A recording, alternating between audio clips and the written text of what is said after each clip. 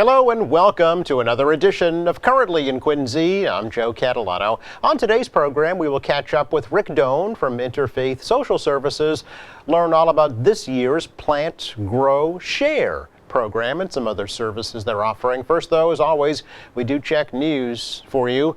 The review of next year's proposed Quincy city budget is on hold until the City Council determines the fate of Mayor Thomas Koch's proposal to borrow $475 million to pay off the city's pension obligations. Ward 3 City Councilor Ian Kane requested that the budget hearings be tabled, saying the outcome of the bond proposal must be determined first. This is a waste of everyone's time, because we need to know, we need to have a discussion on that 475 and see if it's going to go through, because that's going to dramatically affect any decision in the budget. And, you know, the mayor will probably have to go back and pencil if it doesn't go through. You know, I think the assumptions here are a little too heavy for us to make any decisions on any section of the budget. Department people who are going to present tonight. I don't think that's fair to them. Now, the mayor's proposed $346.6 million spending plan for the next fiscal year assumes passage of the pension bond. If the bond fails, he has said that he would formulate a new budget that would have to include a pension payment of at least $14 million.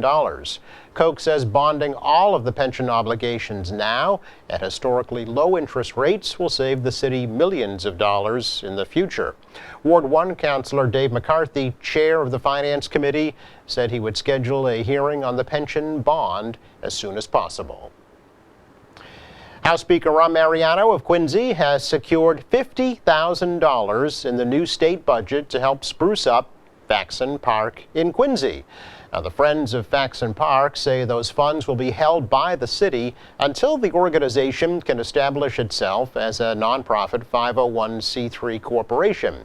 Mariano has been involved with the Friends of Faxon Park since the park's master plan was developed. The Friends are hoping to hold events this summer, including a picnic, some live music, and some food trucks. 25 volunteers worked to clean up Faxon Park during this year's Cleaner, Greener Quincy annual spring cleanup, and another cleanup may be held this fall. Quincy Rotary Club is honoring two local people for their community service. Leslie Bridson, who is the homeless coordinator for the Quincy Public Schools, and Quincy Realtor Deborah Riley each received the Rotary's Paul Harris Award for exemplifying service above self.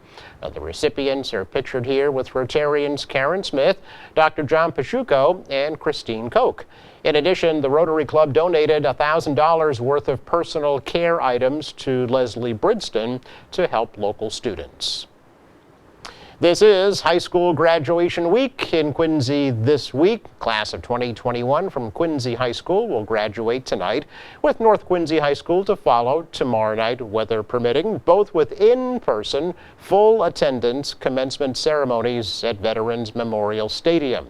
Most pandemic occupancy restrictions, social distancing requirements in Massachusetts were lifted on May 29th, so registration to attend graduations is not required. Seating will not be assigned. Both ceremonies will begin at 6 p.m. and will be carried live here on Quincy Access Television, streamed on our website too at qatv.org. Coming up, we get an update from Rick Doan of Interfaith Social Services here in Quincy. That's next. The COVID-19 vaccine doesn't contain the virus, so you can't get COVID from the shot. You may experience things like muscle aches, fever, or tiredness, but these are most likely signs that your body is building immunity to protect against the virus. Learn more. Quincy's 70th annual Flag Day Parade will take place on Saturday, June 12, 2021. You are encouraged to wear a mask and remain socially distanced. The parade will begin at 7 p.m., starting at the intersection at Coddington and Washington Street. It will go up Hancock Street, turn into Marymount Park, and end at Adams Field. This year, there will be no ceremony between the parade and the fireworks display. The fireworks display will be held at 9 p.m. along Quincy Bay. Got a new house.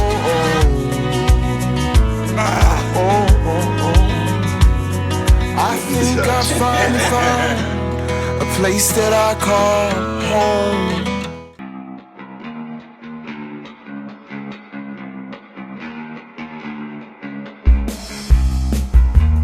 Whoa, how is he so good at interviewing? He took QATV's interviewing course, of course. I certainly did. I learned how to prepare an interview, the do's and don'ts of interviewing, and the best questions to ask to make an impact on viewers. And now, I know how to conduct a good interview with anyone. To register for a session, email Carol Themin at cthemin@qatv.org or call 617-376-1440. I believe that anybody can turn their life around. They just gotta wanna, and they gotta have some belief.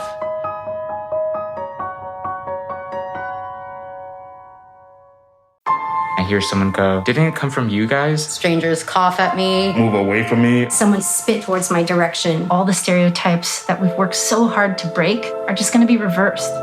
And I won't let that happen. We all have to play our part. I donate my plasma. I've been making masks. We deserve respect as much as everybody else. I'm a firefighter, not a virus. I'm a mask maker, not a virus. I'm a nurse. I'm a delivery woman, chef, a neighbor, artist. Bus driver. I'm a doctor. Fight the virus. Fight the virus. Happy to be welcoming back to the program for another update, Rick Doan from Interfaith Social Services, as things are looking brighter. How are you, Rick? I'm great. Great. How are you, Joe? We're doing great here. Still communicating virtually, but soon to be in person. And I know that there at Interfaith, you're happy to be back in person, right? We are. We never stopped, but it's nice to, at least with these restrictions, our thrift shop, we no longer have to limit the number of people coming into the thrift shop, which is wonderful. And actually, throughout the pandemic, we were closed for several months, so we were able to remodel portions of the thrift shop. So we're inviting people to come in and explore a recently remodeled shop. Okay, there's something to look forward to. Absolutely. And I'm guessing you're able to have more volunteers come in too, right? We are. I mean, it's the thing that's been limiting, it's with corporate groups. We're still waiting on them to open it up, where in the past, here at our food pantry, we welcomed so many corporate volunteers. And really, there have only been a couple groups here in Quincy. IntelliCare has been volunteering throughout. Never stopped volunteering throughout the whole pandemic. Blue Cross Blue Shield has been sending volunteers. So we're looking to getting our regular partners back volunteering with us again as corporations sort of ease some of their restrictions. Yeah. What's the current, policy at Interfaith, Rick, when it comes to masking, social distancing for folks? We've been following the state and CDC guidelines since the beginning. And so when the state and CDC changed their guidelines, we changed ours accordingly. So volunteers who are vaccinated are no longer required to wear masks. Shoppers in our thrift shop are not required to wear masks. However, since our counseling center is a healthcare setting, we are following the state guidelines and asking that vaccinated or unvaccinated individuals doing in-person sessions wear masks. But the vast majority of our sessions are still telemedicine. Most people still aren't comfortable coming into an in-person setting in a small office. Sure. I'm guessing that goes for counselors too. They're probably a little hesitant still. Yeah, definitely. Speaking of your New Directions Counseling Center, I know you had a super successful Stop the Stigma virtual 5K, right? It's amazing. It's amazing how Quincy and our community responds. And there's a need. The months of March and April were both record-setting months for our counseling center, where we served, not just compared to last year, ever. March, we served more clients than ever in the history of our counseling center. And that is all supported by our Stop the Stigma 5K. And also, one of the things that we've done since the pandemic began, we've adopted a new policy where new clients coming in get 4 free sessions of counseling. Where it used to be in the past, we operate a sliding fee scale. So no matter what your income is, You call and ask for help. We're going to be able to help you out. We're going to look at your income, come up with a sliding fee scale, determine a copay.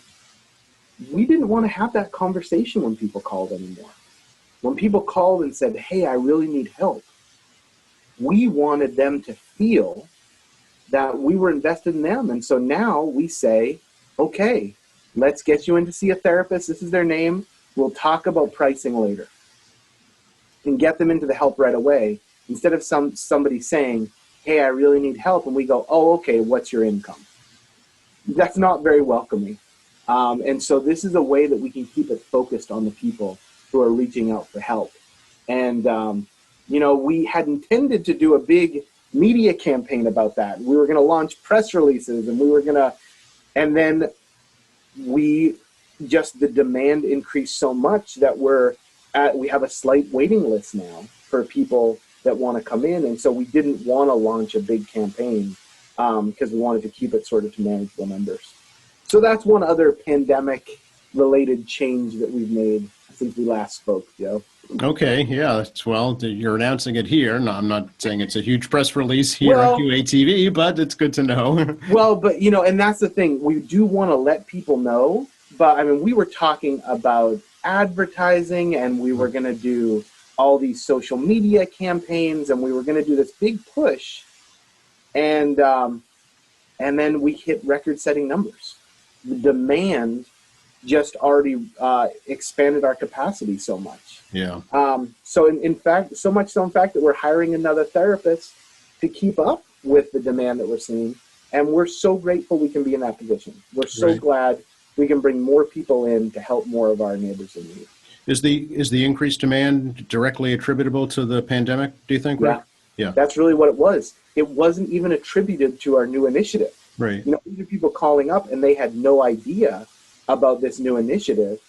And it's milestones.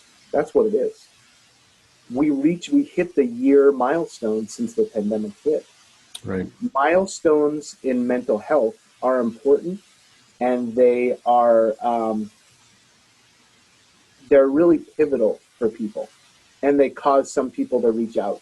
And so that's what we think happened, is we hit a year of going through this and people said, I need to do something.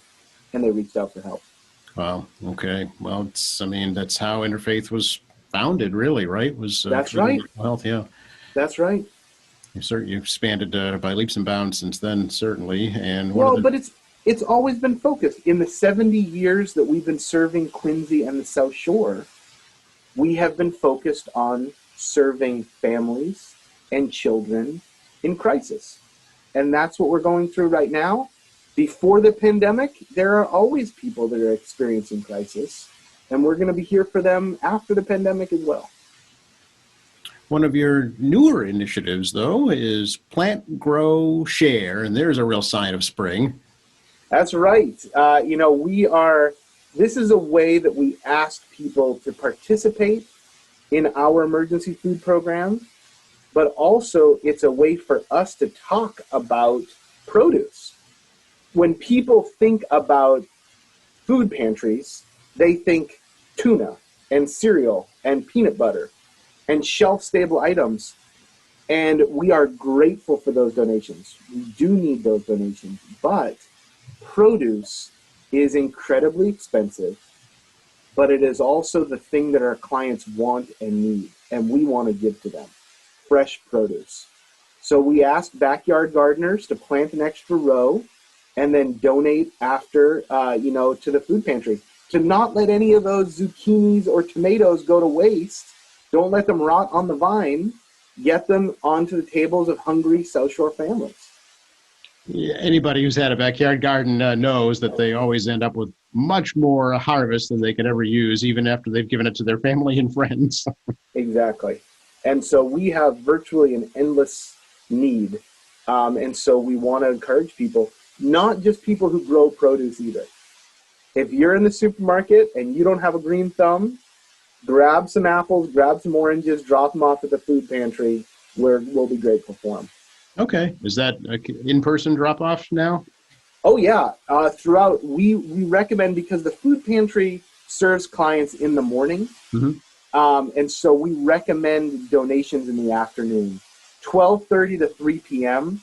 is about the best time for people to drop off donations for the food pantry, because we have our volunteers here stocking shelves, getting things ready for the next day, and it's a little less hectic than it is in the morning when we're doing distribution. Okay, good to know. And now, we're seeing the cost of just about everything go up, so I'm sure you're anticipating a greater need too. Yeah, I mean, looking at things like April of last year, our food pantry served 742 households.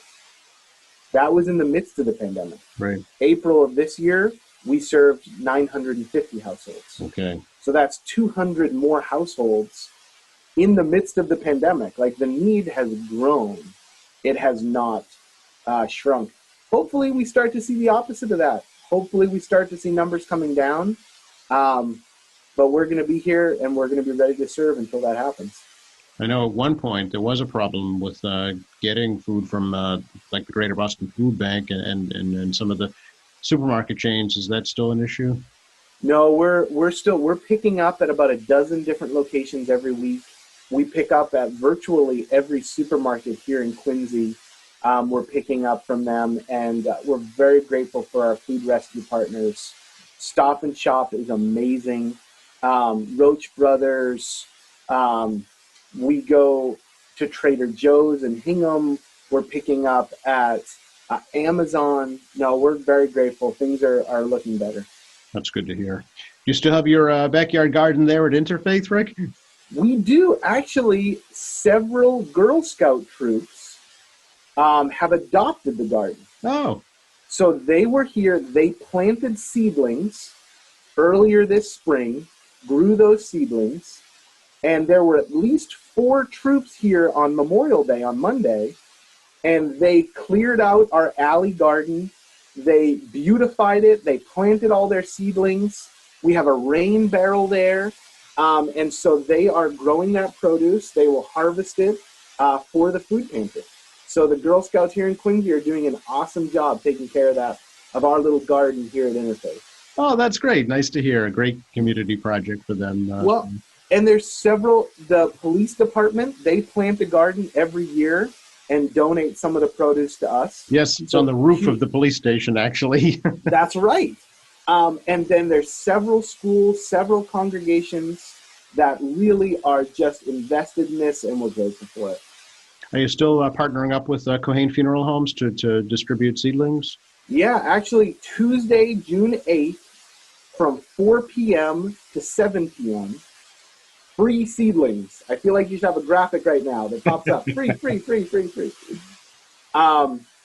Cohane donates seedlings.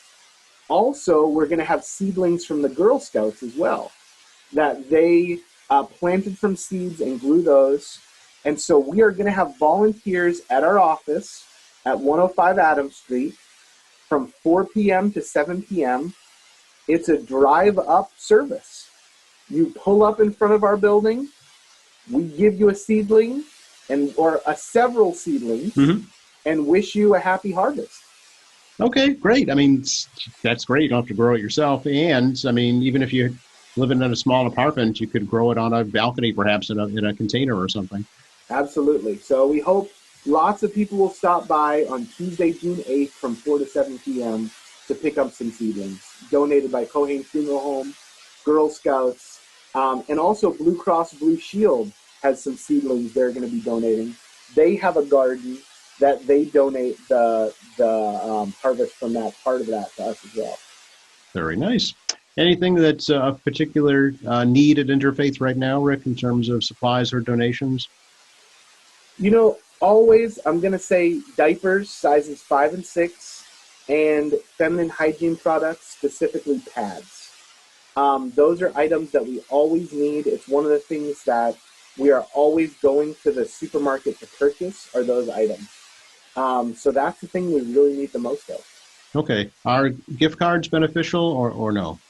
They are, but if they, what happens is, like, oftentimes people will donate Stop and Shop gift cards to us, and we just use those to go and purchase.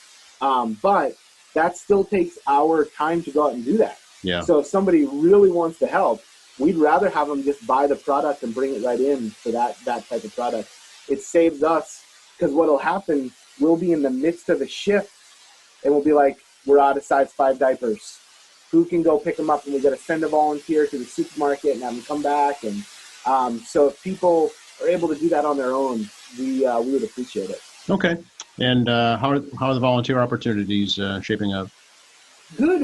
We have some openings. We have 120 volunteers every week serving within our program. So there's always changes in life, and some volunteers are leaving and some new are coming in. So if people are interested, they should reach out. And we'd love to have more people come in and volunteer with us. We always are looking for our next great volunteer. Okay, good to know. Right on your website, I know, is the best way, probably, right? It is. Right on our website, or talk to a friend. We have amazing volunteers, and they can tell you about their experience and why it's amazing to volunteer at Interfaith. Absolutely. It's incredible people, and we are so blessed. What's going to be happening over the summertime? Preparing, I'm guessing, for your next big event in the fall. Preparing our Feed the Hungry Galas in December. Yeah. We are planning an in-person event at Granite Links for December. And then backpacks. As soon as school lets out, we start getting backpacks and school supplies together. So for the month of August, we can give all the kids that we serve the supplies they'll need to get ready to go back to school, because it sounds like everybody's going to be in person. I believe that's the plan anyway, and right now the numbers are proving that to be true, thankfully. So absolutely. Yeah. Social media, I know you're all over the place, right? We are. Go to our Interfaith Social Services, Facebook, Instagram, TikTok. We just ventured into TikTok, Twitter. We are grateful for all of our supporters on social media, because they respond to so many needs, where if we see something, we get it out there, and our followers are there to support us. I remember it was a lifeline when the pandemic first hit, when you needed things like cleaning supplies and face masks. Yeah. Anything else, Rick? I'm always my 2 favorite words. Thank you. Love Quincy. Thank you, Joe, for giving us this opportunity to talk to people and let them know about what's going on. And to thank everybody who supported us throughout this pandemic and is going to support us as we continue through this. All right. Well, we're happy to help. And please reach out if we can do anything here at QATV. All right. Will do. Thank you. Have a wonderful summer. Thanks, Rick. You too. Bye-bye. Bye.